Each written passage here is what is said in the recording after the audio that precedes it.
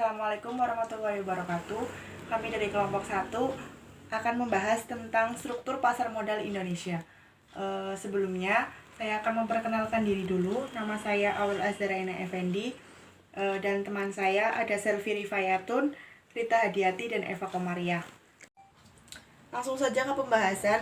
Materi yang akan dibahas oleh kelompok 1 yaitu ada OJK sebagai regulator sektor jasa keuangan, yang kedua ada self-regulatory organization, yang ketiga ada pelaku pasar modal. Sebelumnya saya akan membahas tentang pasar modal di Indonesia terlebih dahulu. Pasar modal Indonesia memiliki peran besar bagi perekonomian negara. Dengan adanya pasar modal atau capital market, investor sebagai pihak yang memiliki kelebihan dana dapat menginvestasikan dananya pada berbagai sekuritas dengan harapan memperoleh imbalan atau return. Sedangkan perusahaan sebagai pihak yang memerlukan dana dapat memanfaatkan dana tersebut untuk mengembangkan proyek-proyeknya. Struktur organisasi pasar modal Indonesia diatur dalam Undang-Undang Nomor 8 Tahun 1995 tentang pasar modal. Undang-undang tersebut dijelaskan bahwa kebijakan di pasar modal ditetapkan oleh Menteri Keuangan, sedangkan pembinaan, pengaturan dan pengawasan sehari-hari dilaksanakan oleh Bapepam, atau di Indonesia menyebutnya sebagai OJK, Otoritas Jasa Keuangan. Selanjutnya yaitu ada struktur pasar modal di Indonesia. Struktur pasar modal di Indonesia yang paling tinggi yaitu Departemen Keuangan. Di bawahnya ada Bapepam, di bawahnya lagi ada Bursa Efek, Lembaga Clearing dan Penjaminan, dan juga ada Lembaga Penyimpanan dan Penyelesaian. Di bawahnya mereka ada lagi yaitu ada 5 lembaga. Yang pertama yaitu perusahaan efek yang menaungi sebagai penjamin emisi efek, perantara pedagang efek, dan manajer investasi. Lembaga yang kedua yaitu ada lembaga penunjang. Lembaga penunjang yaitu menaungi penjamin emisi efek, kustodian, dan pemeringkat efek. Lembaga yang ketiga yaitu profesi penunjang. Profesi penunjang yaitu menaungi akuntan publik, konsultan hukum, notaris, dan penilai. Lembaga yang keempat yaitu ada emiten, yaitu ada perusahaan, institusi pemerintah, dan reksadana. Yang kelima yaitu ada investor. Investor itu ada investor domestik dan investor asing. Investor domestik itu sendiri yaitu dibagi menjadi dua, yaitu perorangan dan institusi, dan investor asing juga sama, ada perorangan dan institusi. Selanjutnya yaitu ada OJK sebagai regulator keuangan. Fungsi OJK itu sendiri sebagai regulator, yaitu adalah menyelenggarakan sistem peraturan dan pengawasan atau audit yang terintegrasi terhadap keseluruhan kegiatan yang berada di dalam sektor jasa keuangan. Secara umum, regulasi atau peraturan OJK itu harus meliputi beberapa sasaran, yaitu ada 5. Yang pertama, ada melindungi investor untuk membangun kepercayaan terhadap pasar.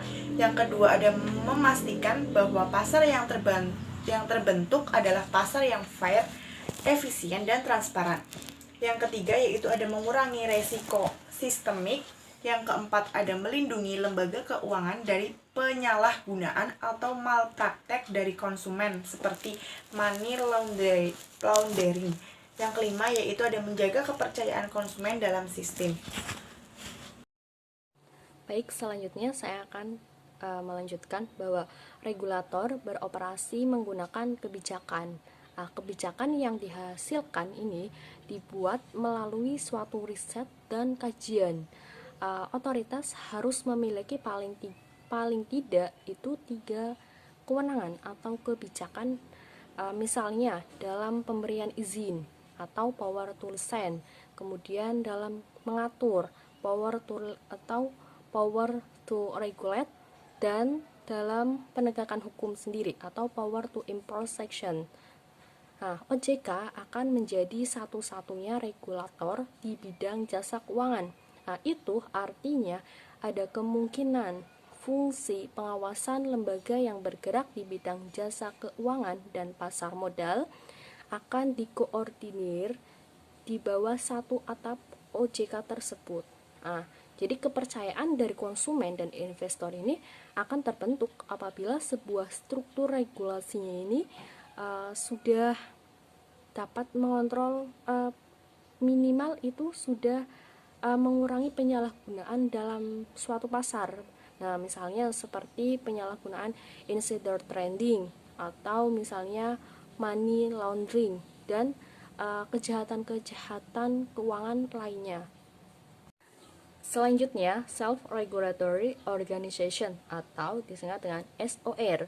Nah, self-regulatory organization ini adalah sebuah institusi atau organisasi atau lembaga yang diberi kewenangan oleh undang-undang untuk mengatur para anggotanya. Nah, jadi bisnis di bidang keuangan seperti investasi saham merupakan bisnis yang menumbuhkan rasa keamanan untuk investor, yaitu dengan adanya regulator atau payung hukum yang mengatur skema perdagangan maupun lainnya secara mendetail. Jadi di industri pasar modal Indonesia sendiri, regulator tertinggi itu yaitu OJK atau Otoritas Jasa Keuangan. Selanjutnya, self-regulatory organization ini mempunyai 3 organisasi yang mempertanggungjawabkan kepada OJK. Yang pertama yaitu Bursa Efek Indonesia yang biasa kita sebut dengan BEI. Kemudian ada Konstodian Sentral Efek Indonesia, dan yang terakhir ada Clearing Penjamin Efek Indonesia. Oke. Yang pertama Bursa Efek Indonesia. Jadi dari 3 organisasi tadi, yang paling tinggi itu yaitu Bursa Efek Indonesia tingkatannya ya. Bursa Efek Indonesia sendiri adalah pihak penyedia berbagai infrastruktur pasar modal, mulai dari sistem pencatatannya, kemudian dari sistemnya, kemudian dan aturan perdagangannya juga, dan memiliki kewenangan dan pengawasannya.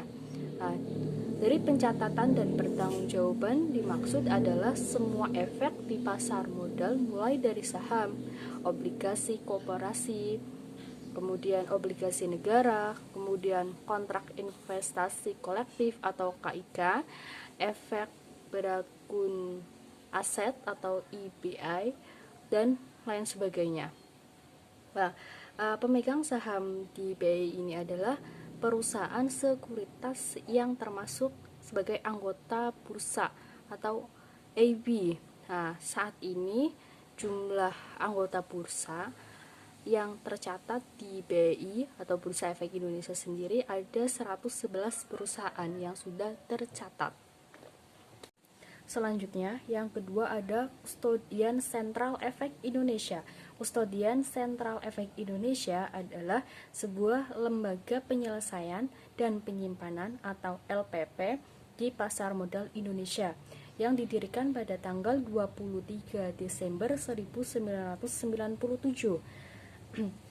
PT KSEI menyediakan jasa kustodian sentral dan penyelesaian efek seperti misalnya penyimpanan efek dalam bentuk elektronik, kemudian distribusi hasil corporate action, kemudian administrasi rekening efek, penyelesaian transaksi efek, dan jasa terkait lainnya. Yang ketiga yaitu Clearing Penjamin Efek Indonesia, didirikan oleh Bursa Efek Jakarta dan Bursa Efek Surabaya pada tanggal 21 September 1996. KPEI memiliki fungsi utama sebagai penjamin bahwa transaksi di bursa efek tidak akan gagal, kemudian tidak akan bayar juga maupun gagal serah. Jadi PT KPEI ini juga memberikan jasa pinjaman meminjam efek dan dapat menawarkan jasa lain di lingkungan pasar modal. Peran utama dari KPEI ini yaitu sebagai SRO atau tadi Self Regulatory Organization, sebagai Central Counterparty atau CCP, yaitu bertindak sebagai penjual untuk setiap pembeli dan bertindak juga sebagai pembeli untuk setiap penjual. Nah, dalam setiap menyelesaikan transaksi atas instrumen transaksi yang diperdagangkan di Bursa Efek Indonesia. Jadi proses clearing yang dilakukan oleh KPEI ini bertujuan untuk menentukan bahwa setiap anggota clearing atau AK mengetahui hak dan kewajibannya yang harus diselesaikan pada tanggal yang telah ditentukan atau tanggal penyelesaian tersebut. Sedangkan fungsinya penjaminan dalam menyelesaikan transaksi bursa adalah memberi kepastian dipenuhi hak dan kewajiban bagi anggota clearing yang timbul dari transaksi bursa tersebut. Yang selanjutnya ada pelaku pasar modal. Yang pertama ada Menteri Keuangan. Dalam struktur pasar modal, Menteri Keuangan menempati struktur paling tinggi dan memiliki kuasa untuk memberikan kebijakan, aturan, atau regulasi dalam pasar modal di tanah air.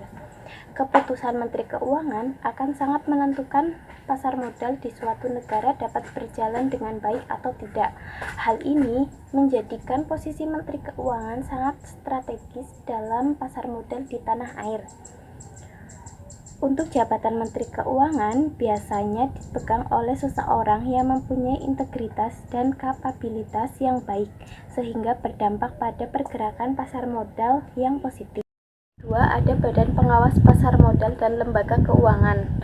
Badan Pengawas Pasar Modal dan Lembaga Keuangan atau BAPEPAM adalah sebuah lembaga di bawah Kementerian Keuangan Indonesia yang bertugas membuat, mengatur, dan mengawasi sehari-hari kegiatan di pasar modal serta merumuskan dan melaksanakan kebijakan dan standarisasi teknis di bidang lembaga keuangan.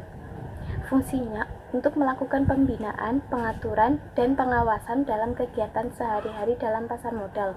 Dalam pengawasan, BAPEPAM bekerja sama dengan Bank Indonesia untuk mengawasi, juga melakukan audit atas laporan keuangan yang wajib disampaikan kepada regulator dan juga dipublikasikan secara berkala kepada publik lewat media massa setiap kuartal, semester, dan tahunan. Ada bursa efek. Bursa efek atau bursa saham adalah sebuah pasar yang berhubungan dengan pembelian dan penjualan efek perusahaan yang sudah terdaftar di bursa itu. Bursa efek mempunyai dua peran, yaitu sebagai fasilitator perdagangan efek dan pengontrol jalannya transaksi efek. Peran bursa memiliki contoh seperti menyediakan sarana untuk perdagangan efek, membuat peraturan terkait kegiatan di bursa, memantau kegiatan transaksi efek yang terjadi, dan mencegah terjadinya manipulasi harga tidak wajar yang dilarang oleh undang-undang. 4. Ada lembaga clearing dan peminjaman. Lembaga clearing dan peminjaman adalah pihak yang menyelenggarakan jasa clearing dan peminjaman penyelesaian transaksi bursa, yaitu proses penentuan hak dan kewajiban dari anggota clearing atau perusahaan efek yang dihasilkan dari transaksi efek yang dilakukan di bursa efek. Undang-Undang Pasar Modal Nomor 8 Tahun 1995 yang menyebutkan bahwa tugas LKP atau Lembaga Clearing dan Peminjaman atau KPEI adalah untuk menyediakan jasa clearing dan peminjaman penyelesaian transaksi bursa yang teratur, wajar, dan efisien, serta jasa lain berdasarkan ketentuan yang ditetapkan oleh OJK. Yang kelima ada perusahaan efek. Perusahaan efek adalah pihak yang melakukan kegiatan usaha dan memiliki izin Otoritas Jasa Keuangan atau OJK sebagai penjamin emisi efek, perantara pedagang efek, dan atau manajer investasi. Adapun tugas perusahaan efek adalah memasyarakatkan pasar modal dan meningkatkan minat masyarakat untuk berinvestasi di pasar modal sebagai salah satu alternatif investasi, dan membantu mobilisasi dana masyarakat dengan cara menjual belikan efek di antara pemodal ataupun dengan emiten. Selanjutnya yaitu ada lembaga penyelesaian dan penyimpanan, yaitu pihak yang melakukan atau menyelenggarakan kegiatan kustodian sentral bagi bank kustodian, perusahaan efek, dan pihak lain. Kustodian di sini maksudnya adalah kegiatan penitipan harta untuk kepentingan pihak lain berdasarkan suatu kontrak.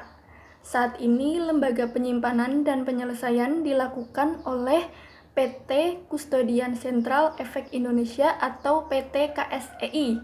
Tugas dari lembaga ini adalah menyediakan jasa kustodian dan menyelesaikan transaksi secara teratur, wajar, dan efisien. Lalu selanjutnya ada lembaga penunjang pasar modal.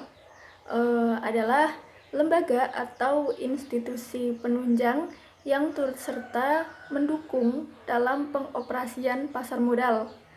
Lembaga ini berfungsi dan bertugas melakukan pelayanan kepada pegawai dan masyarakat umum. Lembaga ini terdiri dari bank kustodian, biro administrasi efek, wali amanat, dan pemeringkat efek. Yang terakhir, selanjutnya yang paling utama yaitu investor.